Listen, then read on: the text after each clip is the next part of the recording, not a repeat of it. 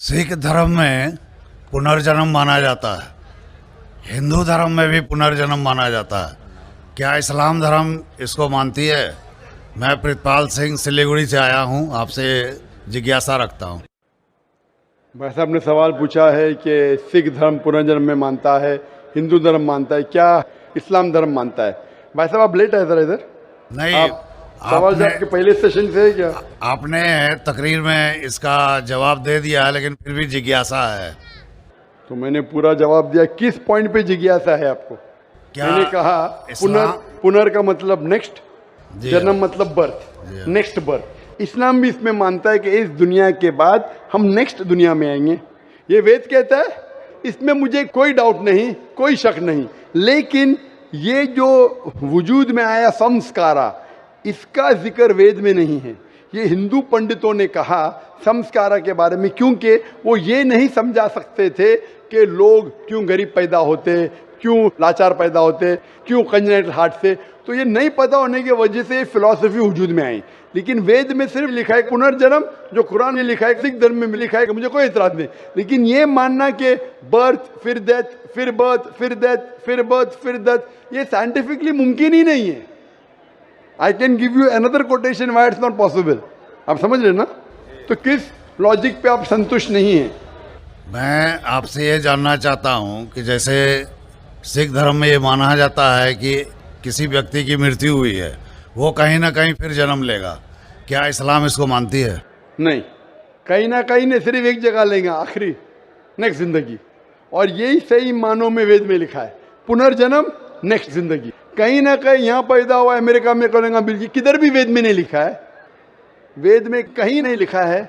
ये पंडितों ने अपनी तरफ से पेश किया है। पुनर्जन्म जो कुरान में है और वेद में है, उसके मानी नेक्स्ट लाइफ, ये हम मानते हैं। लेकिन कहीं ना कहीं यहाँ लेगा नहीं, एक ही जगह, आखिरत में। और क्योंकि साइंटिफिकली ये लोग जो कहते संस्कारा, कि आप अच्छे काम करेंगे तो आप स्वर्ग में जाएंगे, अच्छे काम करेंगे तो अगले जन्म में आप इंसान बनेंगे, बराबर कि नहीं?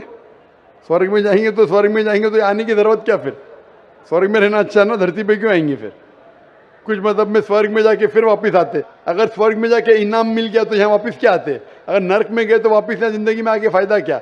अगर आपको सजा मिल गई तो यहाँ फिर आप आके क्यों कुत्ता बिल्ली बनते? अगर आप देखेंगे आज दुनिया में क्राइम बढ़ रहा है क्या घट रहा है? बढ़ रहा है। बढ़ रहा है, आप मानते हैं ना? मैं भी मानता हूँ। ये जो फिलॉसफी संस्कारा की, अगर बुरे काम करेगा इंसान तो अगले इसमें वो बनेगा लेस, अच्छे काम करेगा तो बनेगा इंसान। क्राइम जब बढ़ रही है, इंसान की तादाद बढ़ रही है क्या घट रही है? मेरे समझ से तो घटनी चाहिए, लेकिन नहीं घट रही है। उसका मतलब लॉजिक गलत है ना आपकी? जी हाँ। बराबर, तो ये लॉजिक है ना। आप मान गए तो कबूल करो। अभी जो पुनर्जन्म है वेद में, सिखिज्म में, इस्लाम में यकसा है।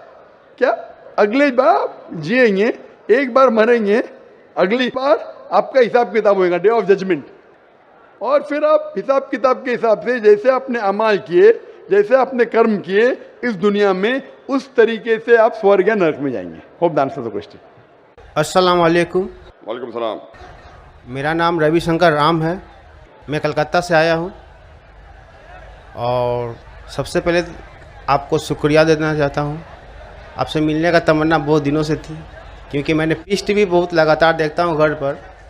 आपका जो सभ्यता, जो शिष्टाचार मैंने जो देखा, मैं अपने आप को रोक नहीं पाया।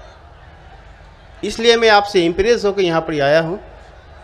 और सर मेरा सवाल है कि एक धार्मिक इंसान की पहचान, उसकी लक्षण हिंदू मत के अनुसार, जैसे धर्म के 10 लक्षण होते, 10 धीरति, क्षमा, दम, अस्तय, शौच, इंद्रिय निग्रह, बुद्धि, विद्या, सत्य और संतोष।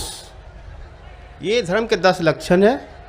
अगर कोई भी धार्मिक इंसान में ये लक्षण पाए जाते हैं तो इंसान धार्मिक है।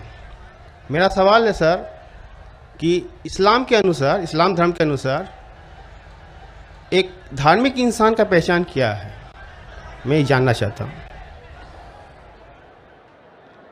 भाई साहब का सवाल है कि इस्लाम के नज़दीक एक धार्मिक इंसान की पहचान क्या है। इस्लाम के नज़दीक जो खुदा, भगवान, ईश्वर, अल्लाह जो फरमाते हैं, जो कहते हैं, उसके ऊपर अमल करेंगे तो आप धार्मिक है। और अल्लाह ताला फरमाते हैं कि अतिउल्लाह व अतिउर रसूल, अल्लाह की बात मानो और अल्लाह के रसूल की बात मानो। तो अगर आप कुरान पे अमल करेंगे और कुरान के सही हदीस पे अमल करेंगे तो आप धार्मिक हो गए। इसके अंदर कुछ चीज़ आप देखे जाए तो इस्लाम के अंदर 5 हिस्सों में बांटी जा सकती है। एक है फर्ज, कंपलसरी, ये करना ही चाहिए हर मुसलमान को, फर्ज आ गया। दूसरे और हराम, जो गलत है, आप करना ही नहीं चाहिए जिंदगी में, ये दोनों ऑपोजिट है। इसके दरमियान और 3 चीजें जो हलाल कैटेगरी में, हराम के अलावा सब चीज हलाल हो जाती। हलाल में 4 कैटेगरी, एक है फर्ज जो करना चाहिए कंपलसरी, दूसरा है मुस्तहब या लोग कहते हैं सुन्ना, यानी करे तो बेहतर है, आपको प्लस पॉइंट मिलेंगे। तीसरा है मुबाह, ऑप्शनल, करे तो भी कोई हर्ज नहीं, नहीं करे तो भी हर्ज नहीं। चौथा है मकरूह, यानी नहीं करे तो बेहतर है। और 5वां जैसे मैंने कहा हराम। तो एक धार्मिक इंसान कोशिश करेगा कि 100% कम से कम फराइज तो करे और हराम ना करे। तो मिनिमम रिक्वायरमेंट है कि वो 100% जो फर्ज है वो करे और जो हराम है वो कुछ भी ना करे। और धार्मिक बनना चाहेंगे तो जो मुस्तहब है, जो एनकरेज है, जो सुन्नत है, उसके ऊपर अमल करे। जितना ज्यादा अमल करेंगे उतना धार्मिक होगा। और जितने मकरूह है, जो चीज अवॉइडेबल है, डिस्करेज है, उससे दूर रहेगा। इन शॉर्ट, अगर आप कुरान और सही हदीस पे अमल करेंगे तो आप इस्लाम में धार्मिक कहलाएंगे। Hope that answers the question. भाई साहब, आप पीस टीवी कितने साल से देख रहे हैं? सर पीस टीवी तो पहले देखा था मैंने 6 महीना पहले, इसका बाद में फिर बंद हो गया था। तो इसके बाद मैंने चैलेंज, एक दिन रात को मैं ऑन कर रहा था तो चैनल फिर एक बार पीस टीवी आया था, तो मैंने लगातार पीस टीवी रात 9:45 बजे करीब आपका तकरीर आता था वहाँ पर, तो मैंने देखते थे। इसके बाद में फिर वो बंद, अपने आप बंद हो गया था। भाई साहब, आप मानते हैं कि खुदा एक है? जी सर। मानते खुदा एक है? जी। आप मानते खुदा का कोई अक्स है? नहीं सर। खुदा का अक्स नहीं। खुदा की कोई मूर्ति है? नहीं सर। नहीं। आप मानते मूर्ति पूजा गलत है? जी सर। आप मानते बुत परस्ती गलत है? जी सर। आप मानते कि मोहम्मद सल्लल्लाहु अलैहि वसल्लम आखिरी पैगंबर है? जी सर। आप मानते? तो उसका मतलब जो इस्लाम की बेसिक। जी सर, कल हम प्रोग्राम देखे थे, जिस तरह आप कल की अवतार के बारे में वर्णन किए थे। जी हाँ। तो हम लोग भी कल की पुराण, ऋग्वेद, कल की पुराण में और ऋग्वेद और सब बुक के बारे में आप बता रहे थे कल, तो मैं भी नहीं जानता था ऐसे ये बारे में। तो अभी आप मानते हैं? जी सर। कि खुदा एक है? जी सर। और खुदा के अलावा किसी की इबादत नहीं करना चाहिए? नहीं करना। और आप मानते हैं कि मोहम्मद सल्लल्लाहु अलैहि वसल्लम आखिरी पैगंबर है? जी सर। तो मिनिमम रिक्वायरमेंट है इस्लाम धर्म में धार्मिक होने के लिए, मिनिमम। जी सर। मिनिमम पासिंग मार्क ये है, जस्ट पास। बाद में उसके बाद अमल जितना करते रहेंगे तो इंशाल्लाह। तो आप चाहते हैं कि मुस्लिम बने? जी सर। आप चाहते हैं? जी सर। कोई भी आप पे जबरदस्ती कर रहा है? No sir. वाकई नहीं, जबरदस्ती नहीं कर रहे ना? नहीं सर। आप मेरी मोहब्बत में आ गए तो मेरी मोहब्बत ने आपको कलकत्ता से किशनगंज खींच लाया, कि मैं आप पे कोई जबरदस्ती नहीं कर रहा हूँ ना? No sir. आप अपने मन से जी सर। और आपके दिमाग से होशो आवाज में इस्लाम कबूल करना चाहते हैं? जी सर। तो इंशाल्लाह मैं अरबी में कहूँगा, आप उसे दोहराइए इंशाल्लाह। अशहदु अशहदु अल्लाह अल्लाह इलाहा इलाहा इल्लल्लाह इल्लल्लाह व अशहदु व अशहदु अन्ना अन्ना मुहम्मदन मुहम्मदन अब्दुहु अब्दुहु व रसूलुहु। व रसूलुहु। मैं शहादत देता हूँ मैं शहादत देता हूँ कि अल्लाह के अलावा अल्लाह के अलावा कोई माबूद नहीं कोई माबूद नहीं और मोहम्मद सल्लल्लाहु अलैहि वसल्लम वसल्लम उसके पैगंबर और बंदे हैं। माशाल्लाह, आप मुसलमान हो चुके। और मैं अल्लाह से दुआ करूँगा कि इंशाल्लाह आपको सबसे बेहतरीन ज़िंदगी दे इस दुनिया में और आखिरत में भी, और अल्लाह ताला आपको और हिदायत दे ताकि और आप अमल कर सके। और जो आपकी ख्वाहिश है कि आप इस्लाम में और धार्मिक बने, मेरी इल्तिजा आपसे कि आप इंशाल्लाह कुरान मजीद का तर्जुमा पढ़िए, वो ज़बान में जो ज़बान पे आपको महारत है। हिंदी में तो हिंदी में पढ़िए, बंगाली में तो बंगाली में पढ़िए, और इंशाल्लाह इसके ऊपर अमल कीजिए। और कोई अगर आपको शक और शुबा है तो इंशाल्लाह आप ईमेल लिख सकते हैं zakir@irf.net में। थैंक यू सर, जज़ाकल्लाह, शुक्रिया। बहुत बहुत शुक्रिया। मेरा नाम सुकांत चंद्र है।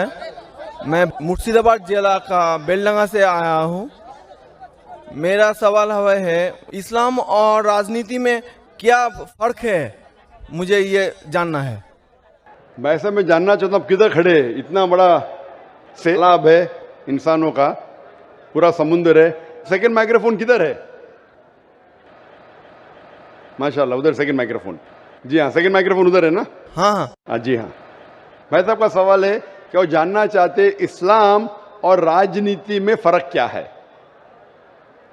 इस्लाम आता है लफ्ज़ सलाम से, जिसका मानी अमन, और कोई भी इंसान अगर अपनी ज़िंदगी अल्लाह सुब्हानहू व तआला के अहकामात के मुताबिक बसर करता है, उसे कहते हैं मुस्लिम। इस्लाम मतलब अमन हासिल करना अल्लाह सुब्हानहू व तआला के अहकामात पे अमल करने के बाद। राजनीति है जिसे कहते हैं अंग्रेजी में पॉलिटिक्स। पॉलिटिक्स से किस तरीके से राज को चलाना, राजनीति किस तरीके से राज को चलाना, किस तरीके से मुल्क को चलाना, देश को चलाना। इस्लाम एक मुकम्मल दीन है। Islam has the solution to all the problems of humanity. इस्लाम एक मुकम्मल दीन है। वो सिर्फ कुछ चीज़ों के बारे में जिक्र नहीं करता, बल्कि मुकम्मल दीन है जो एक इंसान को किस तरीके से ज़िंदगी बसर करना चाहिए इस दुनिया में, उसके बारे में जिक्र करता है। ये पॉलिटिक्स लफ्ज़ जो है, आज की तारीख में पॉलिटिक्स अक्सर गंदा हो चुका है। तो लोग जब पॉलिटिक्स बोलते हैं तो लोग समझते हैं ये गंदा शब्द है, लेकिन इस्लाम में अल्हम्दुलिल्लाह किस तरीके से देश पे हुकूमत करना उसके बारे में भी जिक्र है। आज की पॉलिटिक्स और इस्लाम में ज़मीन आसमान का फ़र्क है, लेकिन इस्लाम में पॉलिटिक्स है। इस्लाम मानता है खिलाफत में एक खलीफा होता है, और वो खलीफा जो सारी खिलाफत में ऊंचा दर्जा लगता है, वो डिसीजन लेता है बेस्ड ऑन कुरान एंड सही हदीस। तो कुरान जिस तरीके से हर मुल्क का एक कॉन्स्टिट्यूशन होता है, आखिरी कॉन्स्टिट्यूशन दुनिया का ये Quran. Quran is the world constitution. सारी दुनिया का कॉन्स्टिट्यूशन कुरान है। किस तरीके से जिंदगी को बसर करना चाहिए, क्या चीज फर्ज है, क्या चीज हराम है, क्या चीज मुबाह है, इसमें सारी डिटेल है। और इसकी तो तशरीह है या तफसीर आप बोलेंगे, वो है सही हदीस, अल्लाह के रसूल की सही हदीस, जो अल्लाह के रसूल ने कहा, जो सही हदीस है। ये दोनों को लेके अगर आप मुल्क या दुनिया को चलाएंगे तो ये इस्लाम के मुताबिक चलेंगे और हमेशा इंशाअल्लाह दुनिया में अमन रहेगा।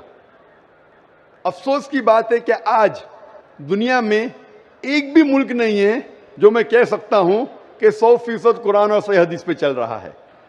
एक वक्त था मोहम्मद सल्लल्लाहु अलैहि वसल्लम के दौर में, और उनके इंतकाल के बाद पहले 4 खुलफा राशिदीन, हज़रत अबू बकर, हज़रत उमर, हज़रत उस्मान, हज़रत Ali, may Allah be pleased with them all, ये दौर सबसे सुनहरा दौर था।